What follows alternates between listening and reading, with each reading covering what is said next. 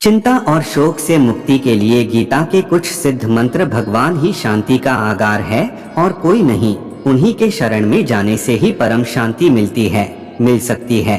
धन वैभव से शांति नहीं मिल सकती, विद्या से भी शांति नहीं मिलती, वह तो उसकी शरण में जाने से ही मिलेगी। जिस प्रकार कुरुक्षेत्र के रणक्षेत्र में भगवान श्री कृष्ण के मुख से निकली गीता ने अर्जुन को कर्तव्य अकर्तव्य के भ्रमजाल से निकालकर एक नई दृष्टि दी, उसी तरह पता नहीं कितनी पीढ़ियों ने जीवन के अपने छोटे बड़े संग्राम में, संशय के क्षणों में, चिंताओं के भंवर से निकलने में गीता पाठ से हिम्मत से खड़े रहने की शक्ति प्राप्त की है। गीता मनुष्य को सुखी रहना सिखाती है। भगवान में विश्वास रखने वालों के लिए गीता माता के समान है, जो निराशा के गर्त में डूबे लोगों को आशा की किरण दिखाती है।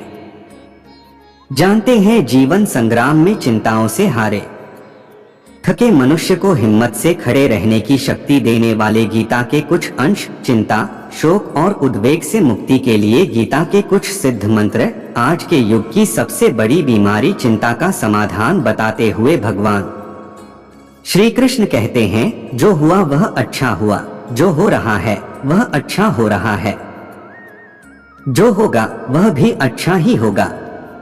भूत का पश्चाताप न करो, भविष्य की चिंता न करो, वर्तमान में जियो। यह संसार एक रंगमंच है जहां सभी को खेलना है। खेल की चीजों को अपना मान लेने से ही अशांति आ जाती है। अपनापन छोड़ा और शांति मिली। तुम्हारा क्या गया जो तुम रोते हो? तुम क्या लाए थे जो तुमने खो दिया? तुमने क्या पैदा किया जो नाश हो गया? न तुम कुछ लेकर आए, जो लिया यहीं से लिया, जो दिया यहीं पर दिया। खाली हाथ आए, खाली हाथ चले जाओगे। फिर भी मनुष्य वस्तुओं और प्राणियों में मैं और मेरेपन का भाव रखता है।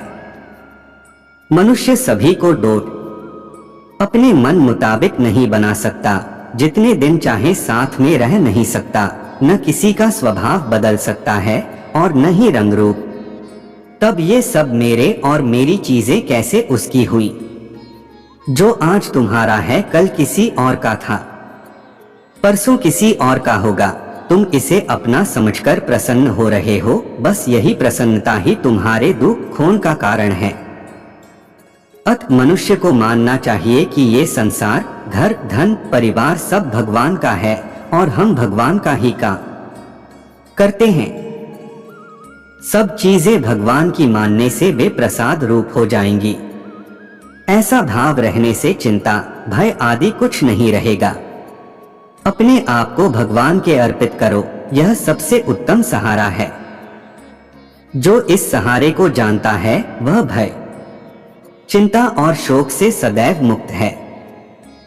तू संपूर्ण धर्मों के आश्रयों को छोड़कर केवल एक मेरी शरण में आ जा। मैं तुझे समस्त पापों से मुक्त कर दूंगा। तू चिंता मत कर।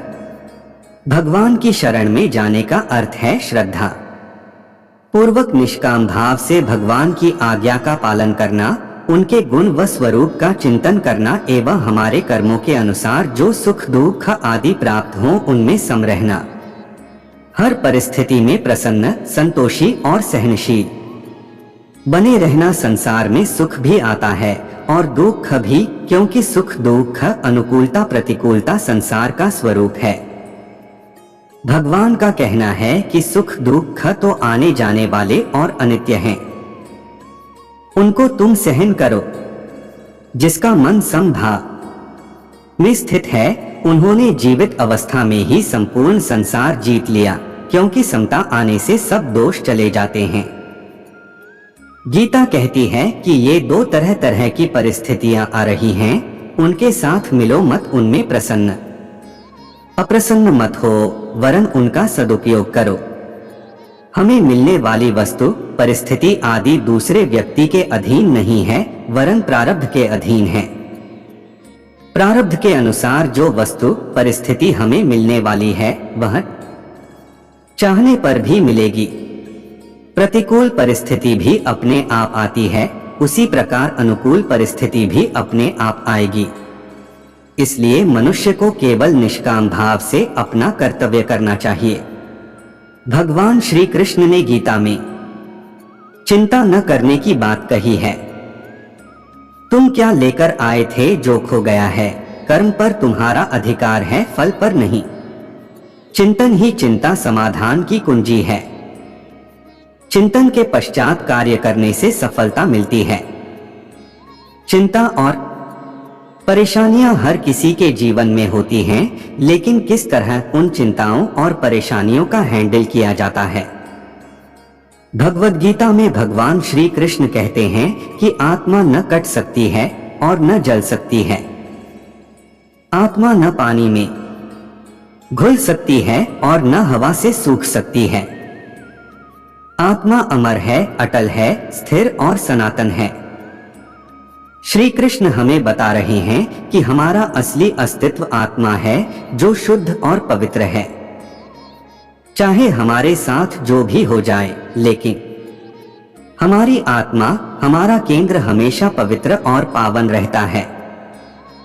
यह अंदर ईश्वर का कण है। दूसरी ओर से देखा जाए तो हम आत्मा से ईश्वर के साथ जुड़े रहते हैं, क्योंकि आत्मा ईश्वर की उस रचनात्मकता का प्रमाण है जिससे भगवान ने हम सबको बनाया है। आत्मा इस बात का प्रमाण है कि भगवान ने सोचा कि दुनिया को कहीं न कहीं हमारी जरूरत है और उस जरूरत को पूरा करने के लिए उन्होंने हमारी रचना की। जिंदगी में कई बार हमें लगता है कि हम जैसे दिखते हैं उससे हमारी पहचान होती है। हमें लगता है कि चेहरे से या शरीर से हमारा अस्तित्व है, पर भगवान श्री कृष्ण के अनुसार शरीर वह है जो हमें दिखता है, लेकिन हमारे अस्तित्व का सच्चा आधार आत्मा है, इसलिए कि यह भगवान का अंश है। इसी तरह हमें कई बार यह लगता है कि हमारी सोच, हमारा दिमाग और हमारी बुद्धि हमारे अस्तित्व का प्रमाण है। लगता है बुद्धि से धन, समृद्धि या सफलता प्राप्त करते हैं। सभी उपलब्धियां जीवन में सफल होने का मार्ग देती हैं। तो फिर सोचने लगते हैं कि जो बुद्धि हमें सब दिलाती है वही हमारे जीवन का आधार है। पर भगवान श्री कृष्ण के अनुसार आत्मा का स्तर बुद्धि से कहीं ऊंचा है, क्योंकि बुद्धि ईश्वर की देन का एक पहलू है, पर आत्मा तो पूरा का पूरा ईश्वर का कण है। अब आप जानना चाहेंगे कि अगर आत्मा श्रेष्ठ है तो फिर जीवन में शरीर और बुद्धि का क्या स्थान है। भगवान श्री कृष्ण हमें समझाते हैं कि ये जीवन जीने के औजार हैं। जैसे अगर फल काटना हो तो छुरी लेकर काट सकते हैं। शरीर और बुद्धि का सही उपयोग करना सीख लेना चाहिए। शरीर से हम भगवान की बनाई दुनिया को देख सकते हैं, महसूस कर सकते हैं और इसमें जी सकते हैं। दिमाग से अच्छा सोचते या बुरा सोचते हैं।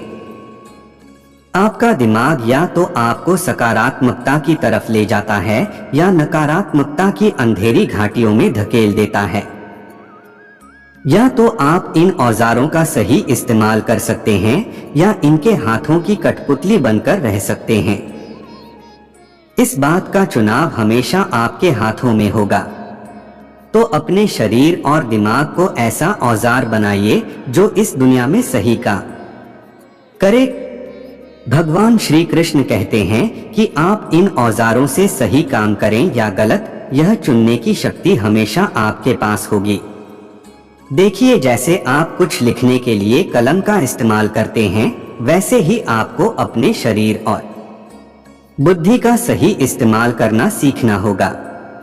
जैसे लिखने के लिए आप कलम को उठाते हैं और लिखने के बाद उसे रख देते हैं, उसी तरह जब शरीर का इस्तेमाल हो तब उसका इस्तेमाल कीजिए और फिर उसे आराम दीजिए। दिमाग का जितना काम हो उतना काम उससे निकालिए, फिर उसे भी आराम करने दीजिए।